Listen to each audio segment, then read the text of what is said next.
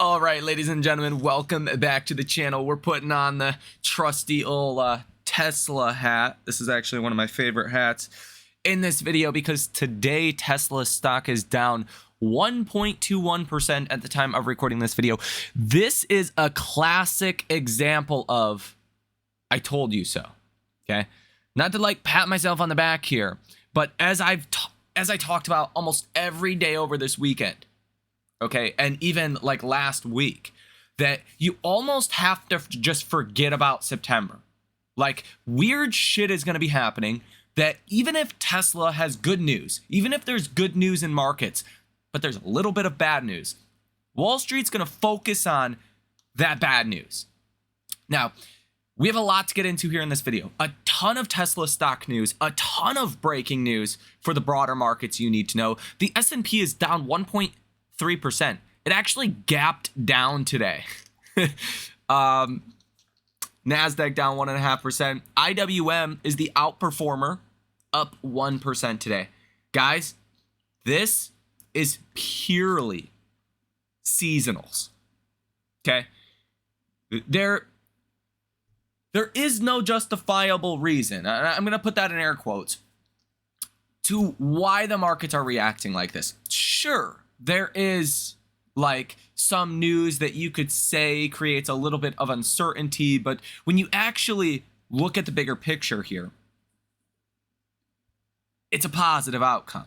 Okay, so I put that in air quotes because is it really bad news, or are we just in seasonals and Wall Street is fearful? There's one thing you guys need to understand before we even get into this video, and I just explained this in the trading community, that 80% of trading volume every single day is algorithms, okay? So for the S&P on, July 22nd, just to pick a random day here, the trading volume was 60 million, okay? So just simple math here, around 45 million of that, or a little bit more, okay, 50 million of that was algorithms. Computers at Susquehanna and Jane Street and Citadel and, these market makers, these algorithms that are buying and selling, keeping markets liquid, okay? During September, we'll get into this in a moment, but when the seasonal returns are so uniformly negative, like almost every single time September is a bad year, it's the worst month since 1950, the algorithms are already programmed heading into September to sell any uncertainty, to sell any small piece of bad news, and basically to ignore the good news. The algorithms, 80% of the trading volume, roughly every single day, is already programmed against the bulls. So again, you gotta put these things into their respective places, okay? Just because the markets are reacting doesn't mean that it's bad, okay? So, ladies and gentlemen, hit that like button and subscribe to the channel. We have a lot to get into in today's episode. If you want to come join the trading community, check out the link down below in the description of this video. We'll see where today ends, but our portfolio is actually green today. Crazy.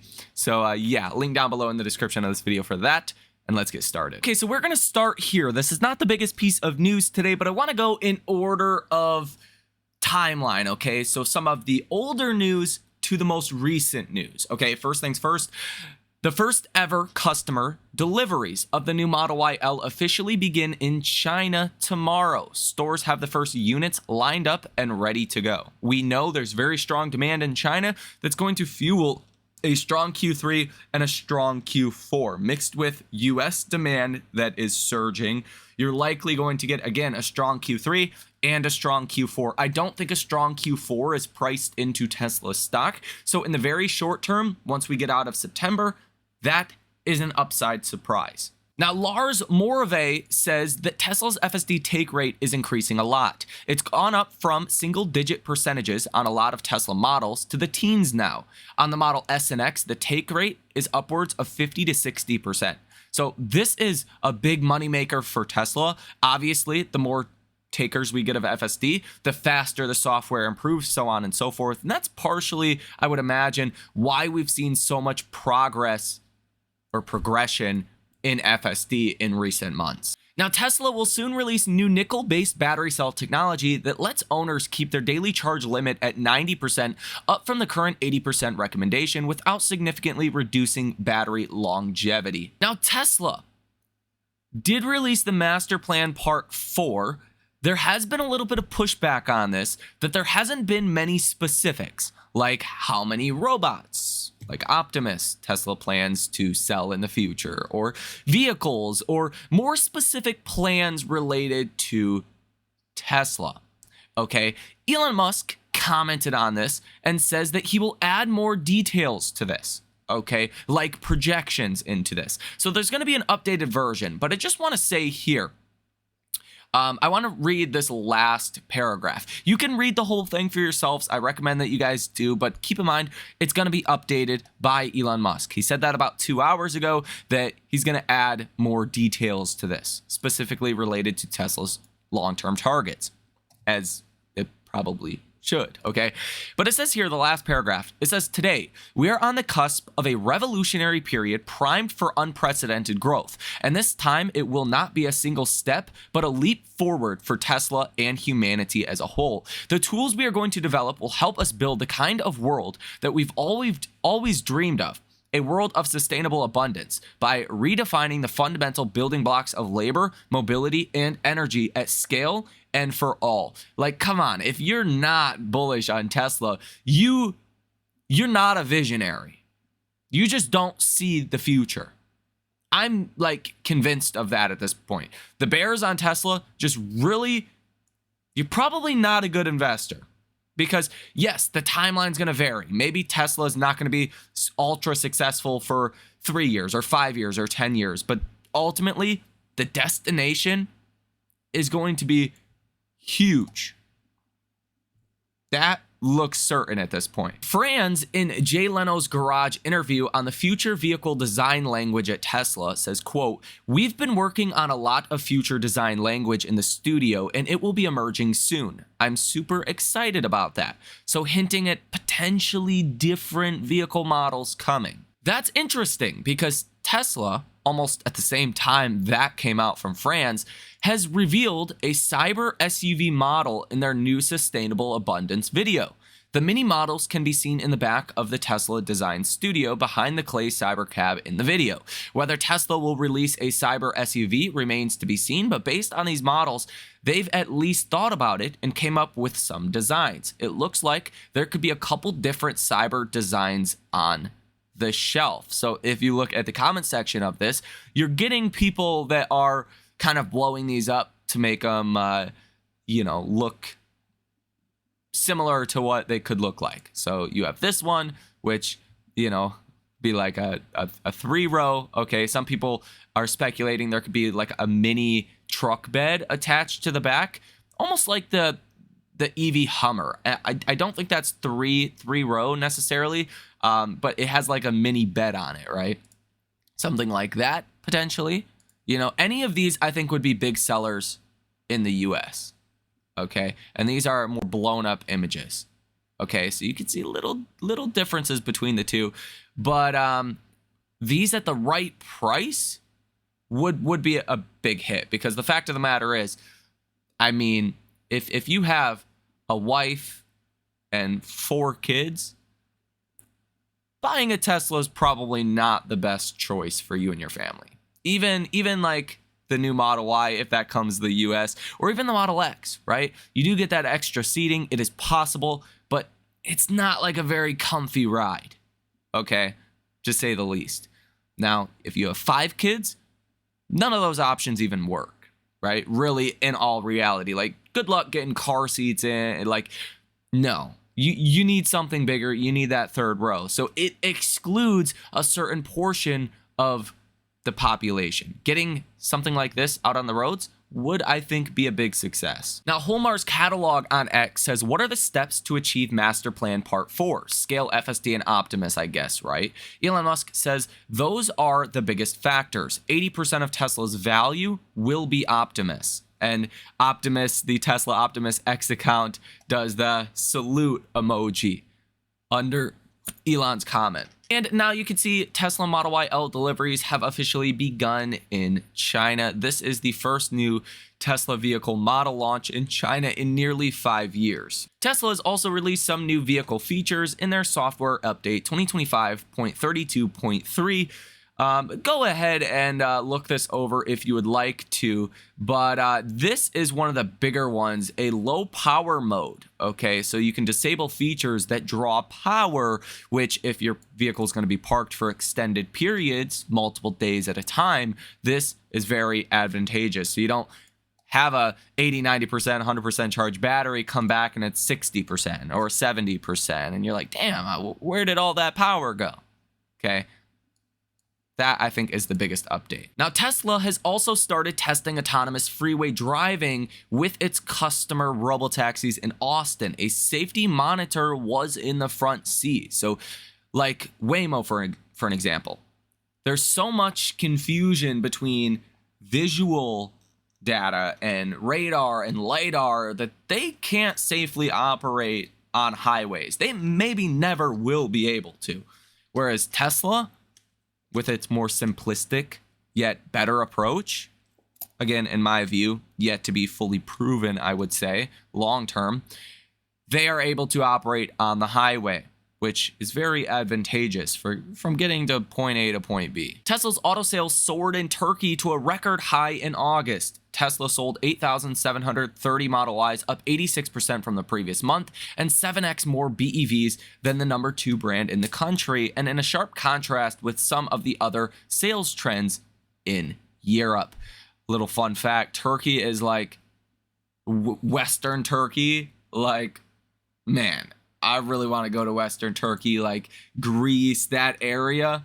Yeah, and they love their Teslas nowadays. Tesla has said that they average 100 orders a week in India since their July launch, which is not great sounding. It's not terrible sounding either. As I've talked about before, India is like China back in 2018, right? It's going to be slow at first, but it's going to turn into a massive market for Tesla. 5 years from now, India could be one of the largest markets for Tesla as that country develops. Tesla has taken another step in expanding its mega charger charging network, officially filing pre-permits for what it will be the first public semi-charger station in San Antonio, Texas. GM CEO Mary Barra has sold 40% of her holdings in General Motors stock, offloading 372,000 shares late last month on August 28, 2025, netting her about $21.67 million, according to a new filing. Imagine if Elon did that. It would be the end of the like literally the end of the world, right? But yeah, GM CEO just doesn't matter.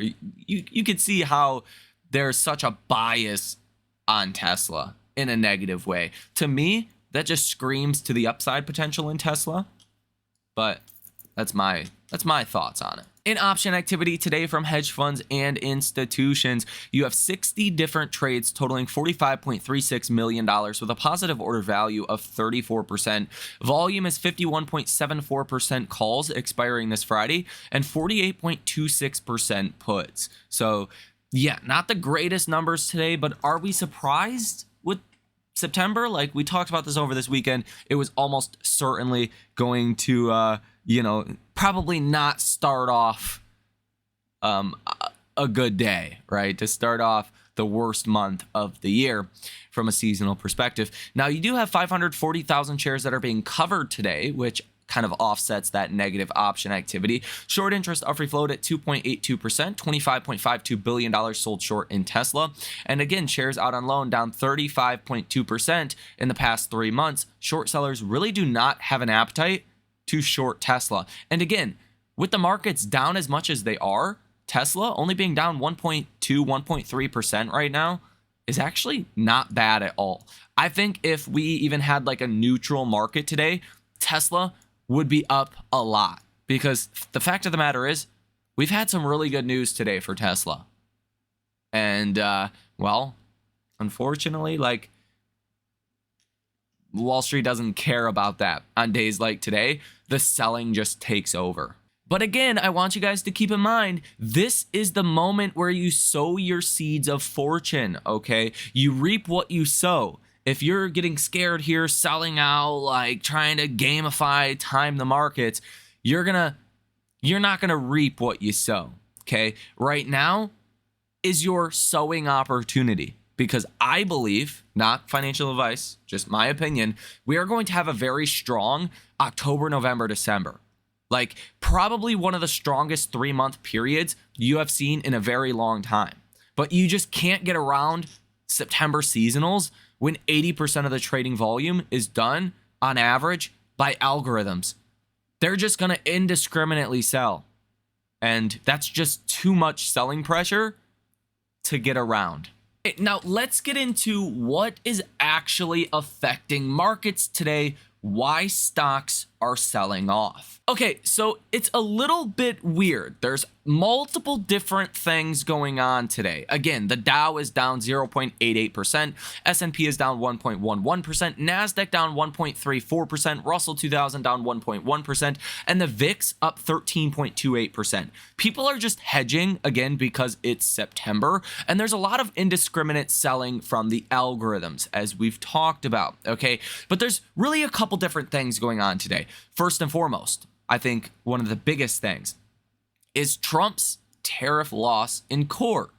Okay, this article goes over what it means for shippers and the billions in trade duties collected by the U.S. government. So, okay, here's the deal. Remember when the Big Beautiful Bill was passed and the bond market freaked out for like 2 days and bond yields went up and people were like, oh my gosh, what does this mean for the longevity of the government and, you know, higher deficits and more borrowing, and oh my gosh, what a problem.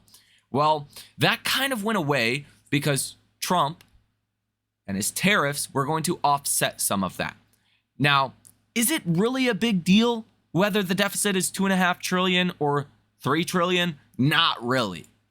Okay, as Tom Lee has talked about before, the United States balance sheet is basically untapped, right? Like a lot of countries have nationalized parks and industries, and like just think about how many like projects are out there, how much resources the US government owns just by being in America, right? That is kind of untapped. Like is that sustainable? No. But is there any immediate like bankruptcy concerns? No. Okay. But on the flip side of that, you could make the argument, which is the logical one, that if we don't have tariffs as large as we thought, we're not going to have this quote unquote inflation problem. I think this is the Wall Street perspective, because I don't think we're going to have an inflation problem either way, whether we do have high tariffs or not. But from a Wall Street perspective, smaller tariffs mean less inflation. They mean more cuts, a stronger economy. So does all of that get outweighed by a slightly larger deficit? Keep in mind that deficits, the larger they are, historically correlate to higher stock prices.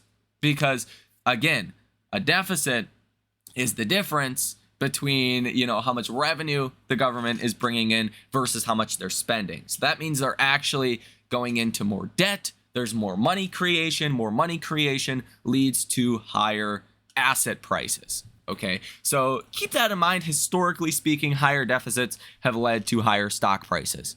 Okay, but essentially what this does in the very near term, okay, is create uncertainty. And I think that's why the algorithms are selling off, because uncertainty.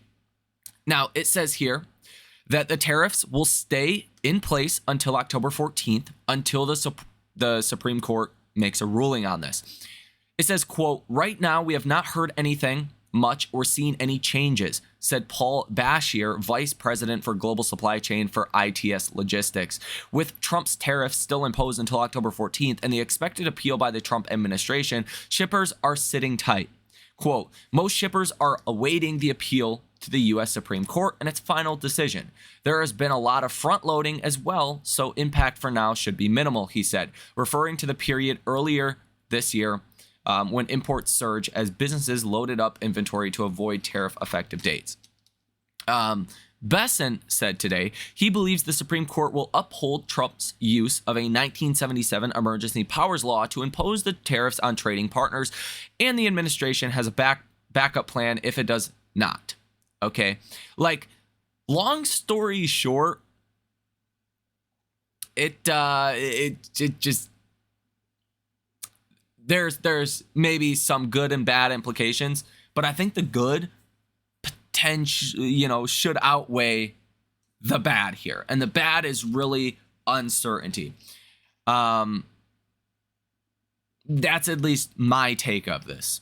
Now, this guy says, quote, most companies will remain cautious with their forward ordering unless they see demand picking up. And I think this was really just the case anyways. Like, does this change how companies are going to order?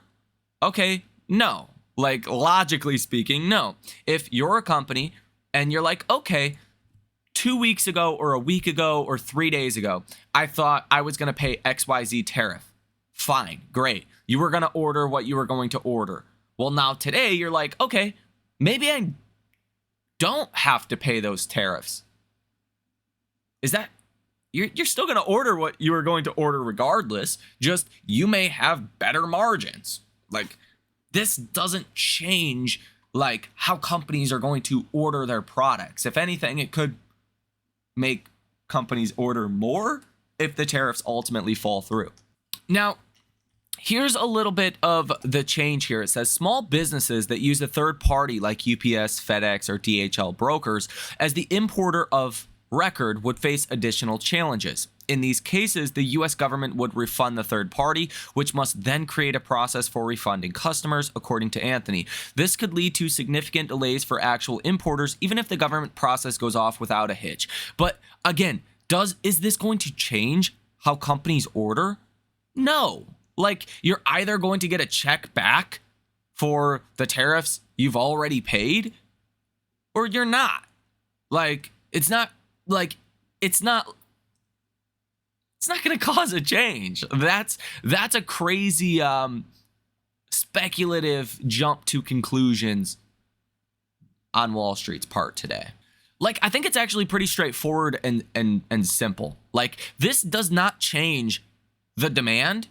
Logically speaking, it shouldn't change the ordering from companies. Either you get a check back or you don't. Okay? You weren't expecting to get a check back. So if you do, great. That likely helps earnings. Okay? If we have less tariffs, then that helps earnings. That, logically speaking, should help the economy. We've seen Wall Street freak out over the past 6 months that tariffs are going to hurt the economy. Well, without as many tariffs, that should help the economy. We've heard Wall Street freak out for 6 months that tariffs are going to cause inflation, even though I don't think they're going to. If we have less tariffs, less inflation. And logically speaking, with less inflation, you have a greater justification to cut rates. That, I think, is the positive. The negative is, oh shit, this is happening in September, and it creates uncertainty. Wall Street doesn't like uncertainty. But is this actually a negative? Or are we just in a weird seasonal time where the uncertainty is clouding over the positive? That's what I would say as the bottom line conclusion. But today we also have another big story, and it's in the bond market, okay? With the tariffs maybe getting refunded, that means the debt burden's going to go up. That means there's going to need to be more issuing of bonds, okay? So more, quote unquote, dilution in the bond market, okay? Justifiably, logically speaking, bond yields are going up, okay? 10-year treasury yields are up 5 basis points today. Really not a big deal. 10-year treasury yields are still pretty muted compared to where they were just, a couple of weeks ago. 10-year treasury yields at 4.275%. 30-year yields are close to 5% now. So you can see we were close to 4.5% back on July 15th. You're still down like 23 basis points from that point. What's fascinating today is what's happening in the bond market globally. European bond yields are surging. There's some speculation that France could be on the verge of collapsing soon. So obviously in that case, bond yields would skyrocket in France. And it's having a little bit of a sympathy reaction to other countries as well in France. Like the UK, their bond yields are hitting like a 27-year high. Okay, so it's not just the US. There is a little bit of a problem going on in Europe as well today in the bond market, which again, mix that with a weak September seasonal effect in markets. And yeah, you have a little bit of extra selling because of that. Here on the day today, we did get ISM manufacturing PMIs that came in at 48.7. The forecast was around 48.2, so that was a little bit better than expected. Employment came in at 43.8, better than the expected 43.2. Construction spending month over month came in line with expectations at negative 0.1. New orders came in at 51.4. The expectation was 48, so that beat. And prices came in at 63.7, which finally came in lower than expected. The expected number was 65.3. So when this actually came out, the markets rallied quite aggressively. Now, that obviously gave way later into the trading day because manufacturing is only like 20% of the economy, roughly. But this was a step in the right direction, okay? Especially that prices paid number. Now, coming out later this week, we have the services PMI that will be more important. Tomorrow, we have JOLTS job openings, expecting a slight contraction there. On Thursday, ADP employment change, ISM services PMI. Again, if prices paid comes down for services as well, that's going to be a big positive. But again, it's really hard to tell how the markets are going to respond to that in a month like September. Now, Friday, you have the jobs report and the unemployment rate, which is really what people are going to pay attention to. As I talked about today in the trading community, like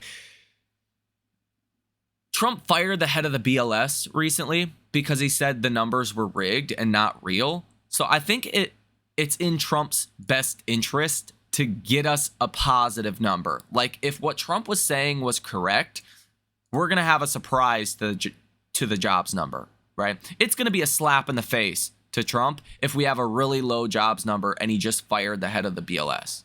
Like, so again, whether the data is correct or not, it's in Trump's best interest from a let's not be humiliated standpoint if we have a good jobs report to report on Friday.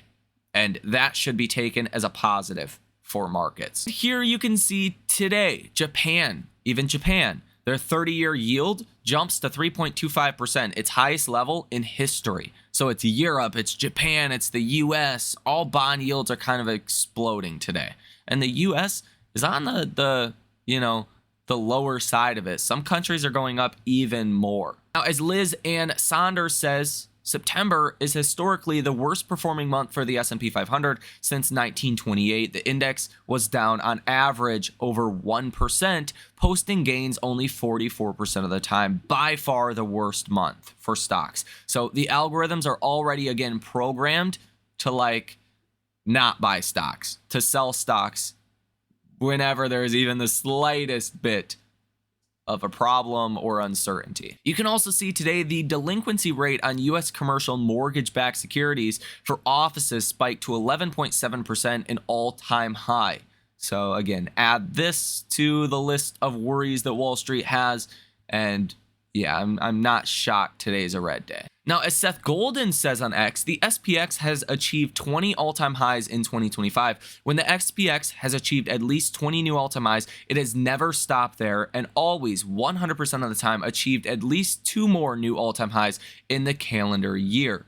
The probability of more new highs by year end, including duration, is 91%. So the odds really do favor a strong end of the year rally. Now, Besson said today that Trump may declare a national housing emergency this fall to address soaring prices and shrinking supply, which I think is one of those sleeper catalysts. If we can get, real estate that starts to move again, there's going to be a lot of equity that gets taken to people's bank accounts, and that's going to fuel a lot more spending power capability in the economy next year. The Fed reverse repo facility only came in at $21.07 billion today, the lowest since 2021. This is also contributing to some of the bond yields rising because this is the extra money at the banks that gets parked at the Fed. Okay, so it's dwindling. And this is essentially what kind of dictates how much quantitative tightening the Fed can do, how much balance sheet runoff the Fed can do. As this number gets closer, like, honestly, right now, the Fed probably is looking at this number like, oh shit, we need to stop our balance sheet runoff. Like, start being a little bit more accommodative from a balance sheet perspective. Now, Evercore's ISI Julian Emanuel sees AI, fiscal stimulus, and a dovish Fed fueling a historic bull run, with the S&P 500 potentially hitting 9,000 by the end of 2026. What the I can't even believe I just read that. What the fuck? Oh my gosh. I don't know what that would be on a percentage basis, but that would be just crazy. That'd be a 41% rally between now and the end of next year. Holy schmoly. Okay.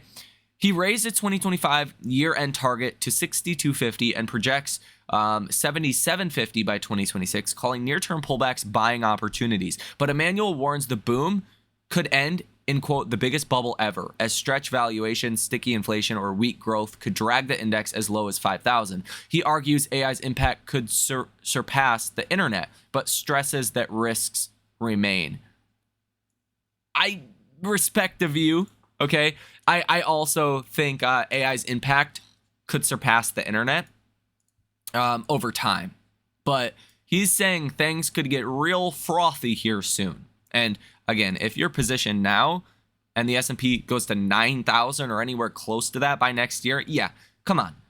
You're going to need to take something off the table. That would look a little bubble-ish. And as I've talked about before on this channel, I think from October, November, December into 2026, I've talked about this many times before. This is like not a new thing.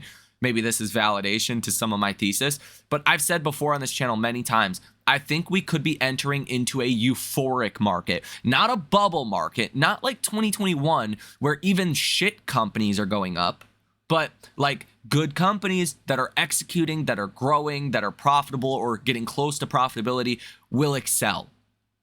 Okay. There's a difference between like a bubble market and a euphoric market. Pulte says we have received video proof that Lisa Cook declared, quote, primary residence is being rented out to tenants. Also in the news today, the U.S. holds off new China trade threats amid ongoing negotiations. NATO envoy Whittaker says Ukraine war factors into talks as Russia sanctions are weighed. NVIDIA says they have ample H100s and H200 supply to fulfill all orders without delay. Notes H200 sales don't affect other products and dismisses supply rumors as false. Now, the Atlanta Fed GDP Now tracker was at 3.5%, but did get revised lower to 3%. And again, some of the numbers that we were talking about on Friday, the real personal consumption expenditures growth was revised down to 1.7%, still a healthy level, and gross private domestic investment growth declined from 6.1% to 5.3%, but still a very healthy number. Now, again, alongside what we mentioned earlier with bond yields just rising, you could see UK's 5-year CDS, that stands for credit default swap, rises to the highest since late May at 19 basis points, up 1 basis point from Monday's close. France's 5-year CDS, again, rose to the highest since early May at 39 basis points, up 1 basis point from Monday's close. And Turkey's 5-year CDS rises to 272 basis points, up 7 basis points from the previous close. So, like, across the world, bond yields are rising today. Now, again, CDS, credit default swap, just means this is insurance against the government failing. So, yeah. It's not a great thing to see. Again, to conclude today's episode, guys, you need to remember, as we've talked about over this weekend, like, there's going to be news that could be impactful, revert back to earnings and multiples. Like, is this tariff refunding news really like bad? No, it's going to mean less inflation, better economy, higher earnings, more rate cuts. Okay. Is it going to mean a higher deficit? Yeah. Does that matter in the immediate future? No, it doesn't. Okay. Well, Wall Street can freak out about these things because there's uncertainty now. The reality is this was actually good news. And if this news came out a month ago, stocks would have done well on this, right? So you really have to put these things into different categories. Now, again, there is a bias to sell stocks in September, and that may continue. But if you are a real investor here and taking this seriously, you're going to see through the bullshit and you're going to get rich from it. And that's really the bottom line. Okay. So I want you guys to be prepared for weird shit to happen in markets and for it to not make much sense, right? That's just September for you. But as we get into October, November, December, what really matters, again, is how's AI doing? How's the economy doing? How's inflation doing? Are we going to get Fed cuts for the right reason or the wrong reason? Those are the things that really matter. How's trade going, right? Like, are we going to have lower tariffs? At this point, I view it as if the Supreme Court shuts down Trump's tariffs, great, right? That's positive for the reasons I mentioned. If they don't, fine. We were already expecting they were going to stay approved. Okay, so you're almost setting yourself up for a win-win scenario in markets. Okay, so hit that like button and subscribe to the channel. Check out that link down below in the description of this video if you want to come join the trading community. Again, what we're doing over there is going out finding small cap AI stocks before Wall Street figures them out. Okay, before Wall Street understands what they're doing. One stock in particular, I have over $100,000 invested in that I think is literally a 10, 20, 30x plus opportunity over the next 1 to 3 years. Very confident in that. So yeah, check it out. Not a recommendation, not financial advice. Contact financial advisor and read the disclaimers, please. You guys have a great rest of your day, and I will see you in the next one.